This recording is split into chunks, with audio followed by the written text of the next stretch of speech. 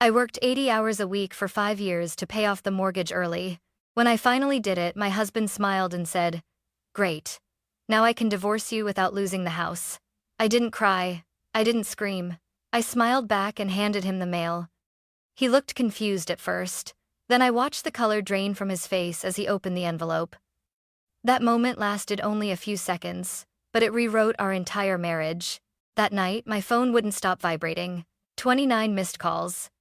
Voicemails, texts, silence, then more calls. Just hours earlier, he had been so confident, so certain, so sure that all my sacrifices had cornered me, not him. What he didn't know was that while I was working myself to exhaustion, I was also learning about paperwork, about ownership, about the quiet power of understanding the law before someone tries to use it against you. This isn't a story about revenge. It's about survival and the moment a woman realizes she no longer has to beg to be treated fairly. Before the mortgage, before the overtime, before the quiet resentment that settled into our walls like dust no one wanted to clean, there was a version of my life where I genuinely believed I was building something strong. Ethan and I met 8 years ago in Cedar Falls, a town that prides itself on tradition. The kind of place where people still believe marriage is forever, and hard work always leads to stability.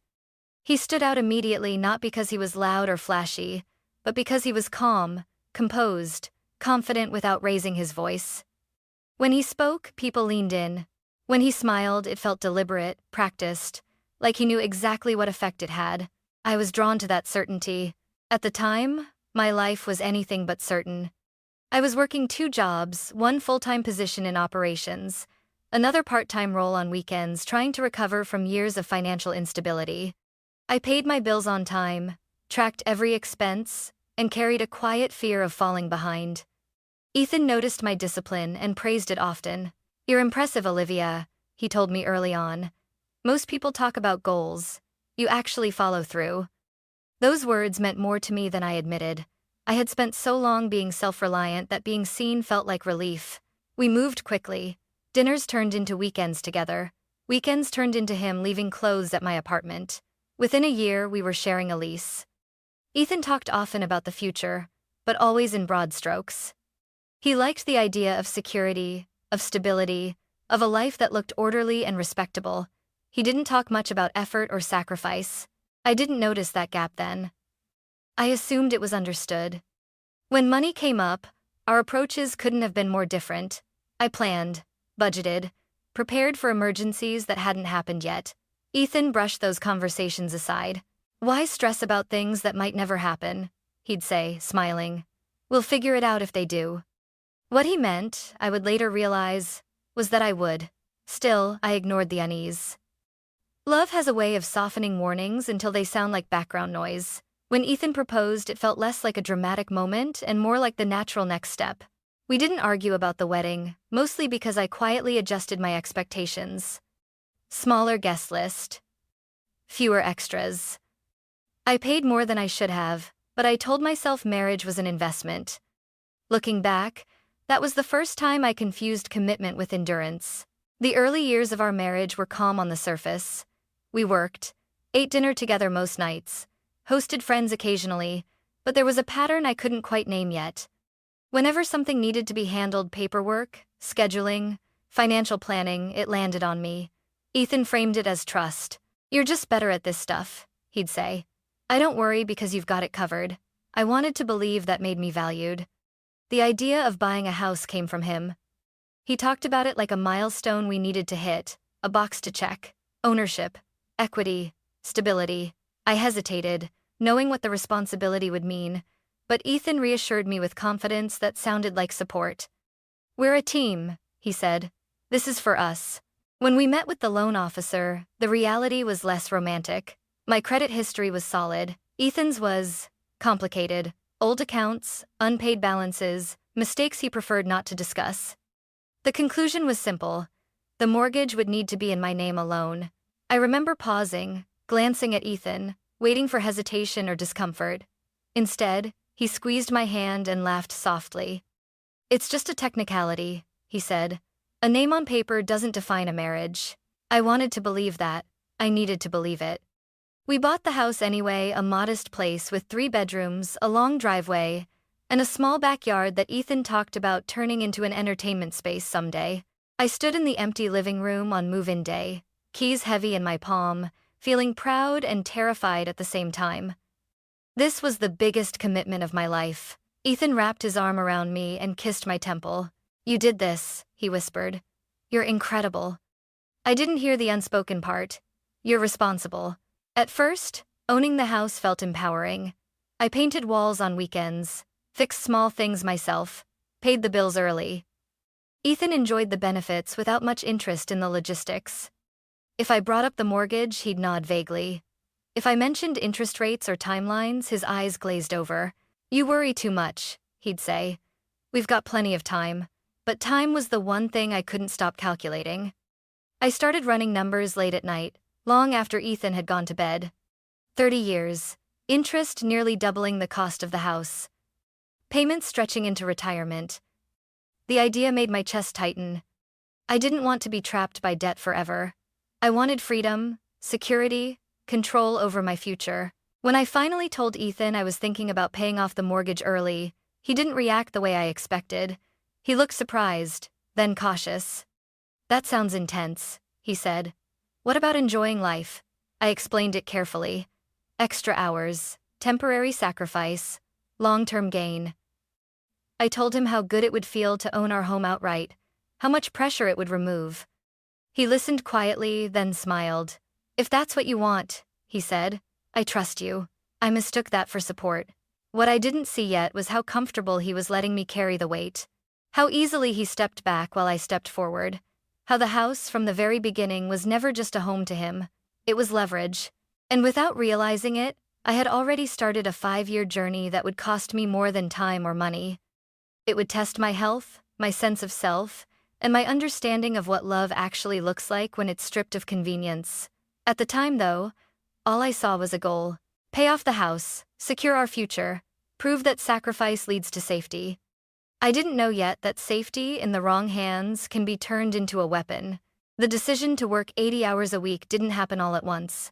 It began quietly, almost reasonably, the way life-changing choices often do. At first, it was just a few extra shifts, a project that needed oversight, a supervisor who noticed my reliability and asked if I could help out a little longer. I said yes because I always said yes, because saying yes felt productive, responsible, temporary. I told myself it wouldn't last long. A year, maybe 2. Enough to make a visible dent in the mortgage, enough to feel momentum. Ethan didn't protest. That should have mattered more to me. When I explained my plan in detail, how I'd take on overtime, how I'd apply for a higher-paying role, how every extra dollar would go straight to the principal, he listened with his usual calm expression. No enthusiasm, no concern, just quiet acceptance. "If that's what you want," he said again, "I'll support you." Support, I would later realize, meant not getting in the way. The first few months were exhausting but manageable. I woke up before sunrise, worked through lunch, and came home after dark. On weekends, I traded rest for extra income. My body adjusted reluctantly. My social life disappeared completely. Friends stopped inviting me out because I always declined. Ethan noticed the changes, but only when they affected him. "You're never home anymore," he said one night, half joking, half annoyed. "I'm doing this for us," I reminded him gently. He nodded, kissed my cheek, and went back to his phone. At home, our routines shifted without discussion. I paid every bill. I tracked every payment. I handled repairs, insurance, taxes. Ethan continued living as if nothing had changed, same spending habits, same relaxed attitude. If I asked him to cut back on something, he'd raise an eyebrow. "You're the one choosing to work this much," he'd say. "Don't punish me for it." I started sleeping less, eating poorly, carrying constant tension in my shoulders. Still, every time I logged into the mortgage account and saw the balance drop, it felt worth it. Progress was addictive. Control was comforting. The compliments from work didn't hurt either. Promotions came quickly. Raises followed. People admired my discipline, my dedication. "You're unstoppable," a colleague once said. At home, though, that word felt ironic. Ethan grew distant in subtle ways. He stopped asking about my day, stopped waiting up for me. If I came home late, dinner was already done sometimes without a plate left for me. When I mentioned feeling tired, he'd sigh. You chose this, he reminded me. Remember? It was true. I had chosen it. Or at least, I thought I had. Years passed like that. 1 became 2, 2 became 3. The mortgage shrank faster than anyone expected. I kept telling myself I was almost there, that the finish line was close, that once the house was paid off, everything would slow down again. Ethan never asked when I planned to stop. By the 4th year, the strain showed in ways I could no longer ignore. My health declined, my patience thinned. I started feeling like a guest in my own home, one who paid for everything but belonged nowhere. When I tried to talk about it, Ethan deflected. You're being dramatic, he said once. Things are fine. Fine, I learned, is a word people use when they don't want to look too closely. I began noticing things that unsettled me. Ethan asking questions about legal ownership, casually mentioning divorce laws in conversations that had nothing to do with us, always joking about how complicated separations could be. Good thing we're solid, he'd add, smiling. I laughed along, uneasy but unwilling to confront the feeling creeping into my chest. In the 5th year, I finally saw the end in sight. The numbers were undeniable. A few more payments, and the mortgage would be gone. Completely. I imagined the relief, the silence of a debt-free life, the freedom I had worked myself into the ground for. I told Ethan we were almost there. That's great, he said without looking up. Really, there was no celebration. No shared excitement, just a strange distance I couldn't name yet. When the final payment went through, I sat alone at my desk and stared at the confirmation screen.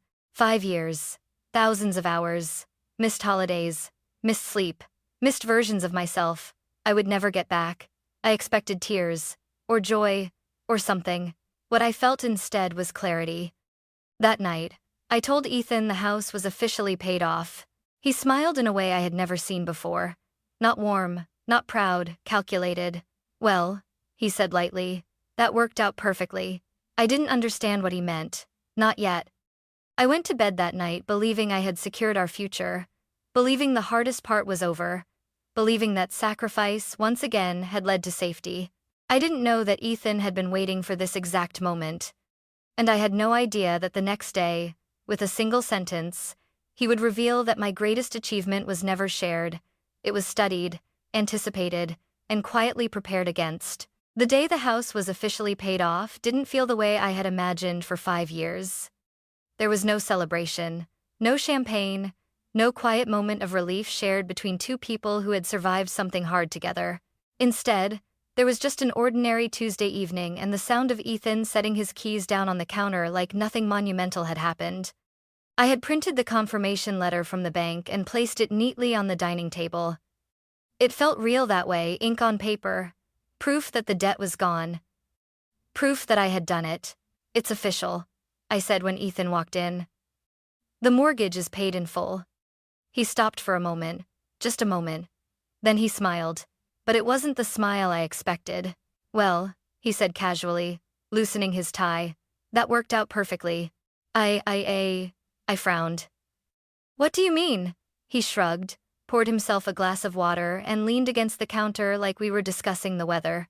I mean, timing-wise, you really handled that efficiently. Something in his tone made my stomach tighten. I worked myself into the ground for 5 years, I said. Of course I handled it efficiently. He laughed softly. Relax, Olivia. I'm complimenting you. We sat down to dinner, but the air felt different. Heavy. Like something was being held just beneath the surface. Ethan barely touched his food. He watched me instead, his expression thoughtful, almost curious. Finally, he cleared his throat. So, he said, now that the house is paid off, I think it's time we talk about next steps. I looked up. Next steps? He nodded. Yeah, about us. My chest tightened. What about us? Ethan exhaled slowly, like he'd been rehearsing this conversation for a while. I don't think this marriage is working anymore. The words landed quietly, but they echoed in my head. What? I asked. It's not dramatic, he said quickly. It's just practical. We've grown apart. You're always working. I barely see you. This doesn't feel like a partnership anymore. I stared at him, waiting for the punchline that never came. You knew why I was working, I said. You supported it. You said. I supported you, he interrupted. But that doesn't mean I signed up for this forever. My heart was pounding now.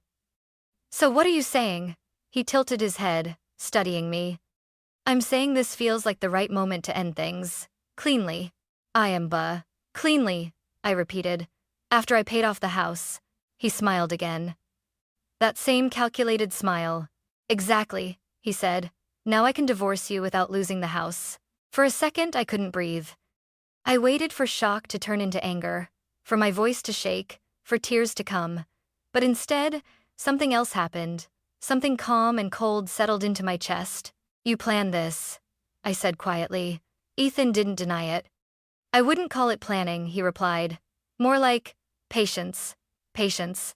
5 years of missed sleep, 5 years of exhaustion, 5 years of sacrifice, and he called it patience.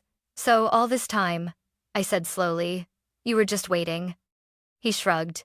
You wanted to pay it off early. I didn't stop you. You benefited from it. I snapped. And you benefited too, he said smoothly. You own a house outright now. I laughed once, sharp and humorless. No, I said. I paid for a house. You just lived in it. The silence that followed felt dangerous. Ethan leaned back in his chair, crossing his arms. Let's not make this emotional, he said. We can do this the mature way. We'll talk to lawyers. Figure out a fair arrangement. Fair, I repeated again. I stood up and walked to the table. Slowly, deliberately, I picked up the envelope I had placed there earlier, the one he hadn't noticed yet. I agree, I said. We should definitely talk about paperwork. Ethan looked surprised as I slid the envelope across the table toward him. What's this? Mail? I said simply. It came today. He hesitated, then opened it. I watched his expression change in real time. The confidence drained first, then the color. His hands froze mid-page.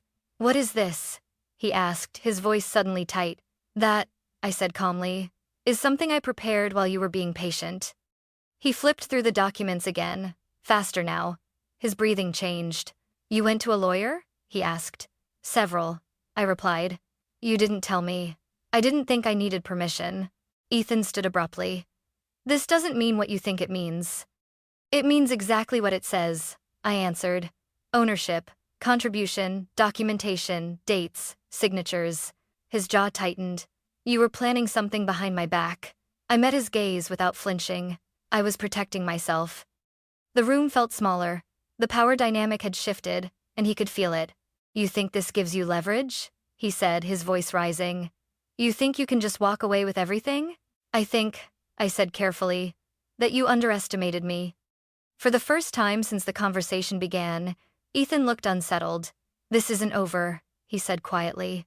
No, I agreed. It isn't. That night, I slept in the guest room for the first time in years. My phone was silent when I turned it off. By morning, it wouldn't stop ringing. Calls, messages, voicemails, one after another. By midnight, there were 29 missed calls. And for the first time in 5 years, I realized something important. The house was paid off. But the cost of underestimating me had just begun. I didn't answer the phone. At first, that was a conscious decision. I needed space. I needed silence. I needed a few hours where my nervous system wasn't bracing for another sentence designed to dismantle me. But as the calls kept coming, something else replaced my restraint. Curiosity. Ethan called once. Then twice. Then again. I watched my phone light up on the nightstand while I lay in the guest room, staring at the ceiling, counting my breaths. By the 5th call, he left a voicemail. Olivia, pick up, he said, his voice tight but controlled. We need to talk about this. By the 10th call, the control was slipping. You're misunderstanding the documents, he said in another message. This isn't how it works. By the 15th, frustration had turned sharp. You think you're smarter than everyone now? That's not how marriage works. By the 20th, his voice sounded unfamiliar. Please, he said quietly, just answer the phone. I rolled onto my side and finally picked it up, not to answer, but to check the count. 29 missed calls. I turned the phone face down and closed my eyes. I didn't sleep much that night. Not because of fear, but because my mind wouldn't stop replaying the last 5 years through a new lens. Every comment, every dismissal, every moment he had smiled and let me carry more weight while he observed, waited, calculated. The next morning, I woke up early and made coffee like it was any other day. Ethan was already gone. His side of the closet looked disturbed, like he had left in a hurry. That alone told me everything I needed to know. He hadn't slept either.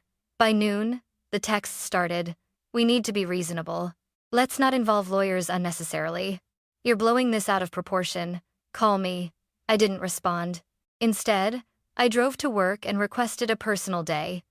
Then I drove straight to the office of the attorney whose card was still in my wallet, the same one I had consulted months earlier. Quietly, methodically, while Ethan assumed I was just tired. When I sat down across from her, she studied my face for a moment before speaking.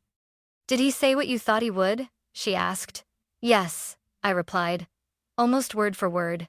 She nodded, unsurprised. "Then you did the right thing." Hearing that from someone objective felt grounding. Validating. Like the floor beneath me had finally stopped shifting. She explained everything again slowly, clearly. The agreements. The documentation of contributions. The legal protections tied to the mortgage being solely in my name. The timeline that mattered more than intentions ever could. His confidence came from assumption, she said. Not law. That sentence stayed with me. When I returned home later that evening, Ethan was waiting in the living room. Sitting upright. Hands clasped. Trying to look calm. "You couldn't answer your phone?" he asked. "I was busy," I said evenly. "With what?" he snapped. "Protecting myself," I replied, setting my bag down. He stood up abruptly. "You're acting like I attacked you." "You announced you planned to divorce me the moment the house was paid off," I said. "What would you call that?" "I was being honest," he said. "I didn't threaten you." "No," I agreed. "You just revealed your intentions." He paced the room, running a hand through his hair. "You don't understand what you've done." "I understand exactly what I've done," I said. "And what you underestimated." He stopped pacing and looked at me, anger flashing across his face. "You went behind my back," he said. "You manipulated the situation." I almost laughed. "For 5 years," I said slowly. "I worked 80 hours a week. I paid every bill. I carried the mortgage. I kept records. I asked questions. I learned the rules." "And you call that manipulation?" "You never told me," he insisted. "I didn't owe you a strategy briefing," I replied. The silence that followed was thick, charged. Ethan's voice dropped. "You think this makes you untouchable?" "No," I said. "I think it makes me prepared." He stared at me, searching for something: hesitation, guilt, fear. He didn't find it. "This isn't how I pictured things going," he muttered. I met his gaze. "Me neither." That night, he slept on the couch. I locked the guest room door not because I was afraid of him physically, but because I needed boundaries. Emotional ones. Legal ones. Personal ones. The calls didn't stop. He called from work. From unknown numbers. Left messages that swung wildly between anger and apology. "I didn't mean it like that. You're overreacting. We can fix this. Don't destroy everything over paperwork." Paperwork. That word again. By the third day, the tone changed completely.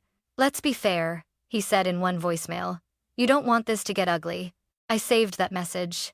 On the 4th day, his voice cracked. "I made a mistake," he said quietly. "I didn't think you'd do this." It was no correct today. That was the moment it truly hit him. He had believed my silence meant weakness. My exhaustion meant ignorance. My commitment meant compliance. He had mistaken endurance for submission. And now, with every unanswered call, that illusion shattered a little more. When I finally agreed to speak with attorneys present, Ethan arrived looking smaller than I remembered.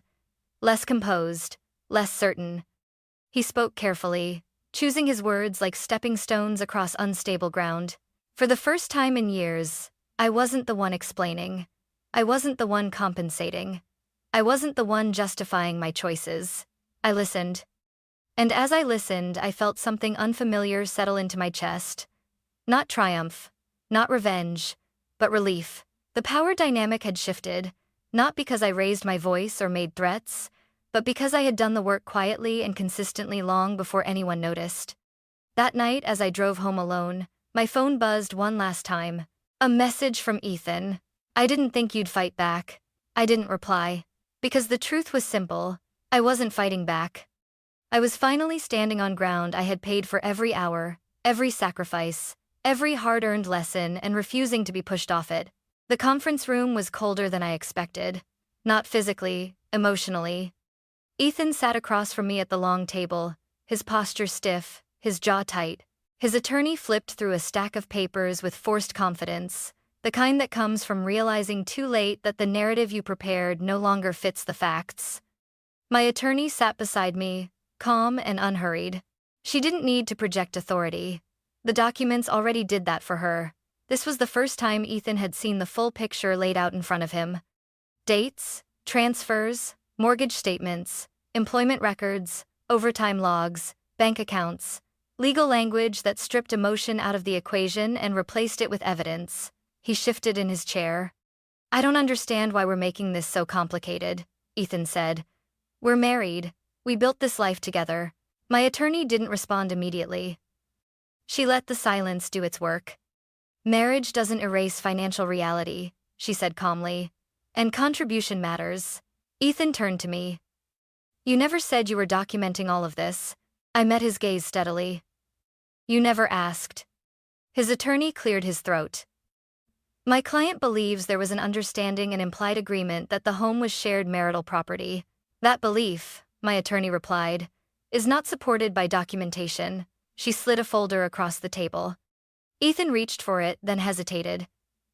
His hands hovered, as if touching the truth might burn. When he finally opened it, his face changed again. Not panic this time, something closer to disbelief. You signed this without telling me? He asked. I signed it, I said, because my name was the only one legally tied to the mortgage, because I paid for it, because I was advised to protect myself. You planned this, he said again, his voice low. No, I corrected him. I prepared for reality. The discussion continued for hours. Every argument he tried to make circled back to the same dead end. Assumptions without proof, intentions without action, confidence without foundation. At one point, Ethan leaned forward, his frustration breaking through the polished exterior he'd worked so hard to maintain. So, what now? He asked sharply. You walk away with everything? I walk away with what I paid for, I said. There's a difference, he scoffed. You think the court will see it that way? My attorney answered before I could. The court already does. That was the moment something inside Ethan fractured. Not loudly, not dramatically, just a quiet realization settling behind his eyes. For 5 years, he had believed he was waiting me out. That my exhaustion would make me careless, that my trust would make me predictable, that the law would default to fairness in a way that favored him. He hadn't counted on preparation. He hadn't counted on me. The meeting ended without resolution, but the direction was clear. Ethan stood up abruptly, muttered something about needing air, and left the room. His attorney lingered behind, avoiding eye contact. I'll be in touch, he said quietly. As the door closed, I let out a breath I didn't realize I'd been holding. You did well, my attorney said. This part is never easy. It wasn't, I replied, but it was necessary. Outside, the sky was overcast. The world looked muted, like the saturation had been turned down. I sat in my car for a long moment before starting the engine, letting the reality sink in. I wasn't powerless. I never had been. That night, Ethan didn't come home. I assumed he stayed with a friend, or maybe a hotel. It didn't matter anymore. The house felt different without his presence, not emptier, just quieter. Like a space finally allowed to exhale. The calls stopped. Instead, emails came, carefully worded, strategically apologetic. I never meant to hurt you. We can still resolve this peacefully. Let's not let lawyers destroy what we had. I read them without responding. Because what we had was already gone. What replaced it was clarity. Over the next few weeks, the process moved forward. Disclosures, negotiations, boundaries drawn in ink instead of hope. Ethan's tone softened noticeably. The confidence drained away, replaced by caution. At one point during another meeting, he tried a different approach. I supported you, he said quietly. I was there. I looked at him, really looked at him, and felt something unexpected. Not anger, pity. You watched me, I said. That's not the same thing. He opened his mouth to respond, then closed it again. There was nothing left to argue. When the preliminary settlement was drafted, the terms were clear. I retained ownership of the house. My financial contributions were acknowledged. The narrative he had built of shared sacrifice and equal footing collapsed under the weight of facts. He signed without looking at me. Afterward, as we stood in the hallway, he finally spoke without strategy. I didn't think it would end like this, he said. I nodded. Neither did I. But unlike him, I wasn't afraid of that ending. Because endings, I had learned, aren't failures, they're revelations. That night, I walked through the house slowly, room by room. I touched the walls I had painted, the floors I had paid for, the space I had earned. For the first time since we moved in, the house felt like mine, not legally, but emotionally. I wasn't defined by the marriage anymore. I wasn't carrying someone else's expectations. I wasn't waiting for permission to rest. I slept deeply that night. No calls, no messages, no vibration jolting me awake, just silence. And in that silence, something new began to form. Not revenge, not bitterness, but resolve. I didn't win because I outplayed him. I won because I stopped assuming love required self-erasure. Because I learned that protection isn't cold or cruel, it's necessary. And because the law, when understood and respected, can become a shield instead of a threat. The house was paid off. But more importantly, so was the debt I owed myself. The house was quiet in a way I had never experienced before. Not the tense quiet of unspoken arguments or the careful silence that followed disappointment, but a clean, open stillness, the kind that allows you to hear your own thoughts without interruption. For the first few days after the settlement documents were signed, I moved through the house like a guest. I expected guilt to catch up with me. Or doubt, or some delayed emotional collapse. Instead, what I felt was something simpler and heavier at the same time. Exhaustion. Not the kind that sleep fixes, but the kind that settles into your bones after years of vigilance. I took time off work for the first time in 5 years. Real time. Not a long weekend disguised as recovery. I turned off my alarms. Let the sunlight decide when I woke up. I cooked meals slowly instead of grabbing whatever was fast and efficient. Friends I had drifted away from began reaching out when they heard what had happened. Some apologized for not noticing how much I had been carrying. Others simply listened, which turned out to be more valuable than advice. I didn't tell the story all at once. I told it in pieces, because even now, I was still learning how to separate facts from feelings. One afternoon, I sat on the living room floor surrounded by paperwork, old budgets, calendars, notes scribbled in margins. Evidence of a version of myself who believed endurance was the same as love. I realized something uncomfortable. I had been proud of how much I could carry. That pride had kept me quiet longer than I should have been. Therapy wasn't something I had planned for. It was something my attorney suggested casually, the way someone suggests stretching after a long injury. You've been in survival mode for years, she said. That doesn't turn off automatically. She was right. In therapy, I talked about work, about money, about control, about how being competent had become my armor, how I measured my worth in productivity, how rest felt undeserved unless it was earned. We talked about Ethan, but not in the way people expect. Not about anger or blame, mostly about patterns. How charm can coexist with entitlement. How silence can be a form of agreement if it's never challenged. You didn't fail, my therapist said once. You adapted to survive. That sentence loosened something inside me. At home, I started reclaiming space in small ways. I moved furniture, painted over colors Ethan had chosen because they were neutral. I donated items I had never liked but tolerated to keep the peace. The house began to reflect me, not the version of me that worked 80 hours a week, but the one that had existed quietly underneath all along. Work changed too. When I returned, I declined overtime for the first time. I watched my manager's eyebrows lift in surprise. I'm prioritizing balance, I said simply.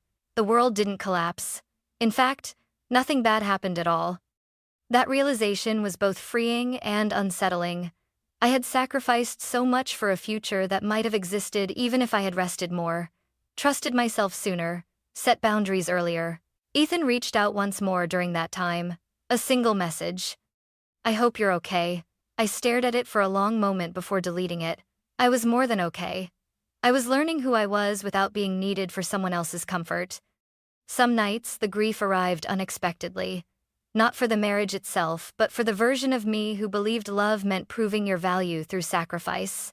I let those moments come and go without judgment. Healing, I learned, isn't linear. It's quiet, repetitive, ordinary. One morning, I sat on the back steps with a cup of coffee and realized I hadn't checked my bank account in days. Not because I was avoiding it, but because I didn't need to. For the first time in years, my life wasn't organized around debt, deadlines, or damage control. It was organized around choice. I started setting new goals, but they felt different. Softer, more personal, less about survival and more about meaning. Travel, learning something new, rest without guilt. I wasn't trying to prove anything anymore. The house no longer felt like a trophy or a battleground. It was just a place, safe, stable, quiet, and that was enough. I had spent years believing strength meant carrying everything alone. What I was learning now was that strength can also mean stopping, letting go, choosing yourself without apology. The mortgage was paid off, the marriage was over, but my life wasn't diminished by that ending. It was widened. People like to believe betrayal comes with warning signs. That there's always a moment you can point to and say, that's when I should have known. The truth is quieter than that. Betrayal often hides behind normalcy, behind shared routines, behind the assumption that love automatically equals fairness. In the weeks after everything settled, I started receiving messages from women I barely knew. Friends of friends, coworkers' sisters. Some had heard pieces of my story, others just knew I had been through something. They all asked the same question in different ways. How did you survive it? At first, I didn't know how to answer. Survival felt accidental, not heroic. But the more I thought about it, the clearer it became. I didn't survive because I was stronger than anyone else. I survived because I learned. And I learned just in time. No one teaches you how important paperwork is when you're in love. No one tells you that understanding legal language isn't pessimistic, it's protective. That asking questions doesn't mean you expect the worst. It means you respect yourself enough to be prepared. I had trusted Ethan with everything because I thought trust meant silence. Compliance. Not rocking the boat. What I learned was that real partnership can withstand clarity. If someone feels threatened by transparency, that's not love, it's leverage. Looking back, the law didn't save me. Knowledge did. Knowing what my name meant on a document. Knowing my rights before someone tried to reinterpret them. Knowing when to stop explaining myself and start listening carefully. I used to think legal conversations were cold, unromantic, something people only needed when things went wrong. Now, I understand they are simply another language. One that speaks when emotions are manipulated and words are twisted. When I met with my attorney, she never raised her voice. Never promised revenge. She focused on facts, on boundaries, on protecting my future, not punishing my past. That steadiness grounded me when everything else felt unstable. And it changed how I saw power. Power isn't loud. It doesn't announce itself. It doesn't need to intimidate. Power is knowing where you stand when someone else is trying to push you off balance. I began to notice how often women are encouraged to be agreeable instead of informed.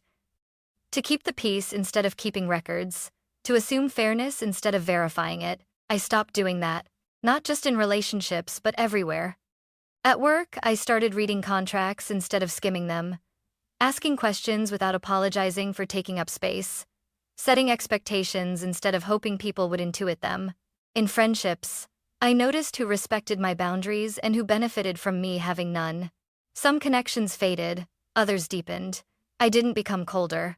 I became clearer. There's a difference. One afternoon, months later, I ran into Ethan unexpectedly at a grocery store across town. We didn't speak. We didn't need to. He looked tired, uncertain, smaller somehow. I felt no satisfaction in that, no triumph. What I felt was distance. Emotional distance. The kind that means someone no longer has access to you. That, I realized, was freedom. Freedom isn't winning. It's no longer playing a game you never agreed to. If there's one thing I wish I could tell the version of myself from 5 years ago, it's this.